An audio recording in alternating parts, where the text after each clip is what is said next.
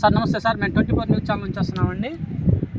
ఇప్పుడు జగన్మోహన్ రెడ్డి గారు గతంలో 151 సీట్ల నుంచి 11 సీట్లకు పడిపోయారు.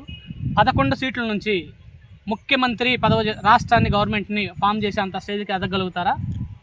2029 కాడకు ముందే 27లోనైనా 28లోనైనా జమిలీ ఎలక్షన్లు వచ్చినా లేదా ఇప్పుడైనా సరే అన్ఎక్స్పెక్టెడ్ ఎలక్షన్లు వచ్చినా కానీ సీఎం జగన్మోహన్ రెడ్డి గారే.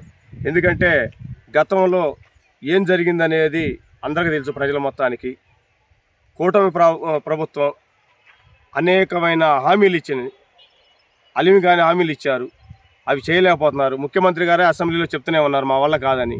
కానీ జగన్మోహన్ రెడ్డి గారు కోవిడ్ టైంలో కూడా నేను ఏ రోజు చేయలేదు, నా వల్ల కాదు, డబ్బు లేదని ఏ రోజు చెప్పలేదు. ప్రజల సంక్షేమం కోసం ఎంత దూరమైనా పనిచేసిన ముఖ్యమంత్రి ఎవరయ్యా అంటే మన భారతదేశం మొత్తంలో జగన్మోహన్ రెడ్డి గారే.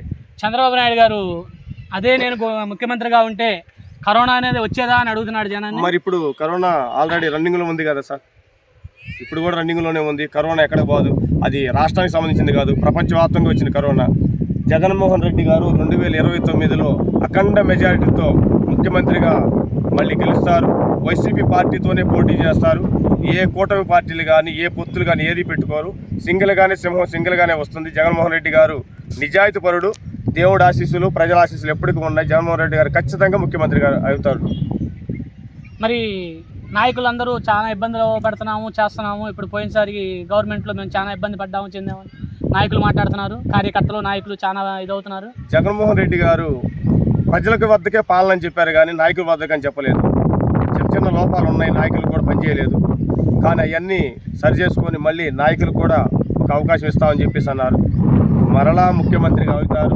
మా నాయకత్వం ఎక్కడికి పోదు, ఖచ్చితంగా అందరం కలిసి పనిచేస్తాం.